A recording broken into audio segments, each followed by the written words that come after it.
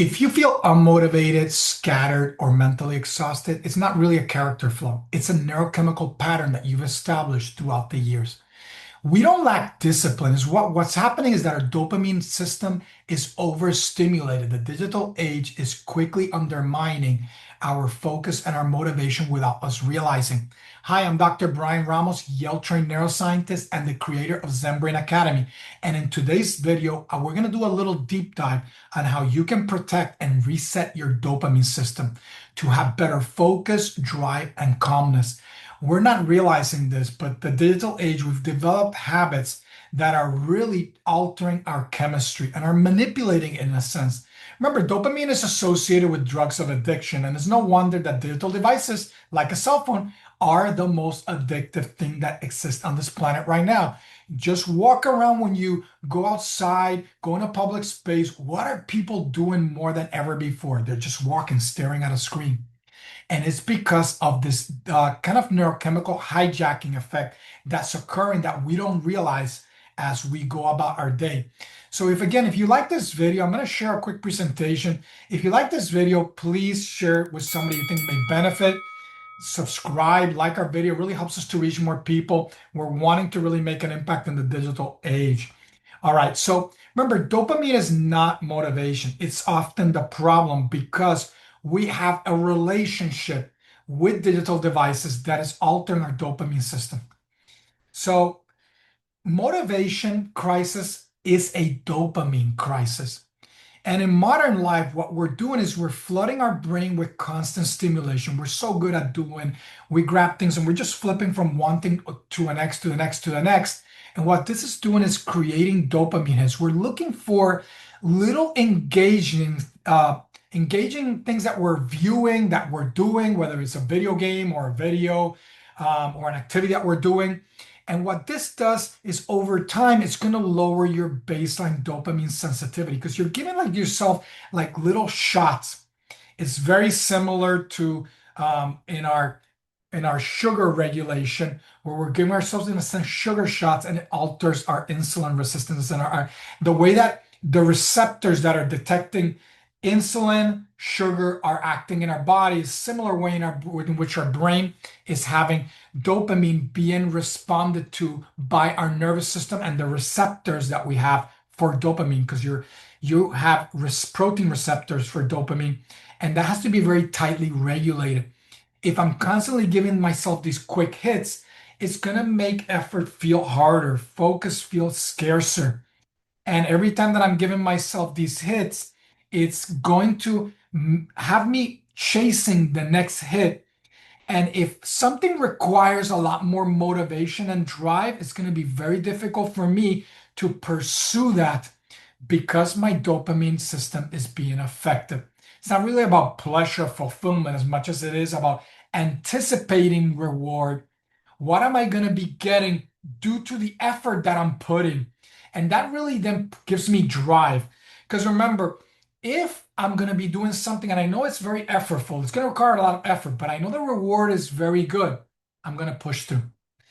But if my dopamine system is waning, I've drained it through my habits, then it doesn't matter what the reward is down the road, I'm not going to push through. It's going to be harder for me to push through the difficulties that are going to be in front of me to be able to have success, long-term success, and to reach bigger goals.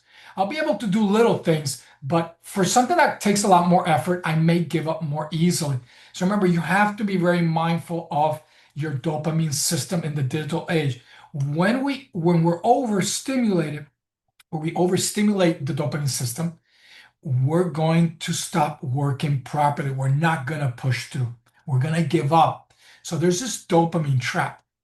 We swipe, it spikes the dopamine. It then eventually leads to a crash. As if we keep doing this, it drains our chemistry in a sense.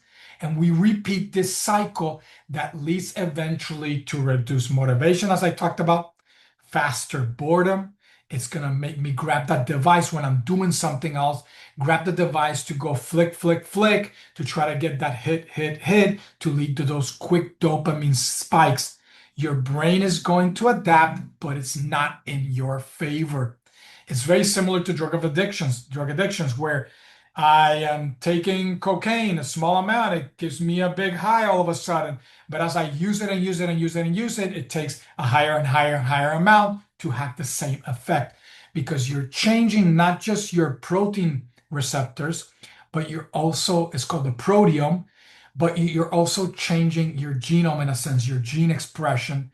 And that has an underlying effect to change your cellular structure in a sense over time, which is then going to impact how I respond neurochemically, behaviorally. Everything that I'm doing, my output is not going to be the same over time. So when dopamine gets too high, drive goes down, I'm draining it over time, and this is going to reduce my threshold for motivation. It's harder for me to get motivated. Tasks that felt easy before are going to feel exhausting now. I just don't want to do them. It's neuroadaptation. It's not laziness. It's you've done things, you've changed yourself in a sense. Everything is adaptive. As I live, I'm dynamically changing and I'm adapting myself, and my cells are adapting to what I'm doing, what I'm feeding it in a sense. So dopamine and attention, in a sense, are linked.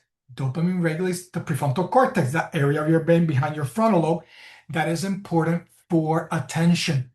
Fragmented dopamine, drained dopamine is going to lead. So I talked about this in our videos, this inverted U. Too much dopamine, not good. Too little, not good. And what happens is that if I drain it, I'm going to be not at my peak state. I'm going to be where my attention is bad. So think of an inverted U. Poor attention, good attention. Too much dopamine, not good. Too little dopamine, not good. This is just kind of like middle of the road, kind of Zen or Taoist kind of philosophy, yin yang, where this ideal middle road. I call it the baby bear porridge, where her porridge was just right. This is the middle road where the middle amount, that it's just right amount of dopamine. It really applies to other neurochemicals, not just dopamine.